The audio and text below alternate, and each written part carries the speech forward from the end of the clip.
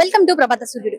ఈ రోజు మనం ప్రజాభవన్కి వచ్చినాం. ప్రజావాణి వినిపించడానికి. అసలు ఇక్కడ ప్రజలకి ఏమేమి సమస్యలు ఉన్నాయి, వాళ్ళు పిటిషన్స్ ఇస్తున్నారు, లోపల ఎలా రిసీవ్ చేసుకుంటున్నారు వాళ్ళని, ఇవన్నీ తెలుసుకోవడానికి వచ్చాం. మీరు కూడా వినొచ్చు. ఇప్పుడు ఎవరెవరు ఏం మాట్లాడతారో, వాళ్ళ ప్రాబ్లమ్స్ ఏంటో వాళ్ళు చెప్తుంటారు. నా పేరు మధు, ప్రధాన కార్యదర్శి CI2 సింగరేణి కాంట్రాక్ట్ కార్మికుల సంఘం.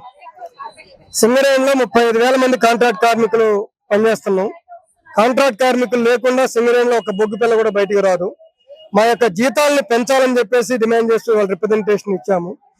గత TRS ప్రభుత్వం కాంట్రాక్ట్ కార్మికుల యొక్క వేతనాలని పెంచలేదు. 2017 నుంచి సింగరేణిలో కాంట్రాక్ట్ కార్మికులకి ₹1 కూడా జీతం పెరగలేదు. గత ఎన్నికల టైంలో కాంగ్రెస్ ప్రభుత్వం, ఇప్పుడున్న ముఖ్యమంత్రి రేవంత్ రెడ్డి గారు కోల్బెల్ట్కి వచ్చినప్పుడు TRS ప్రభుత్వం సింగరేణిలో కాంట్రాక్ట్ కార్మికులకు అన్యాయం చేసింది, మేము అధికారంలోకి వస్తే జీతాలు పెంచుతామని చెప్పారు. ఇవాళ కోల్ ఇండియాలో ₹1,250 రోజుకు చెల్లిస్తా ఉంటే సింగరేణిలో మాత్రం ₹526 మాత్రం ఇచ్చారు. కాంగ్రెస్ ని గెలిపిస్తే నెల రోజుల్లో కోల్ ఇండియా జీతాలు అమలు చేస్తామని చెప్పారు. మొట్టమొదటి ప్రజావాణి దగ్గర నుంచి ఈ రోజు వరకు అనేక అప్లికేషన్ ఇచ్చాం.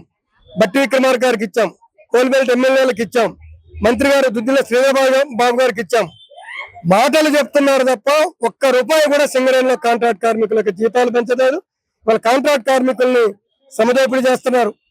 ఇంకా కాంట్రాక్ట్ కార్మికుల జీతాలు పెంచాలని కాంగ్రెస్ ప్రభుత్వం ఏదైతే హామీ ఇచ్చిందో హామీని అమలు చేయాలని చెప్పేసి కోరుతా ఉన్నాం. ప్రభాత సూర్యుడు జాతీయ తెలుగు దినపత్రిక. ప్రతి అక్షరం నిజం వైపు. నిజం దాగదు, వార్త ఆగదు.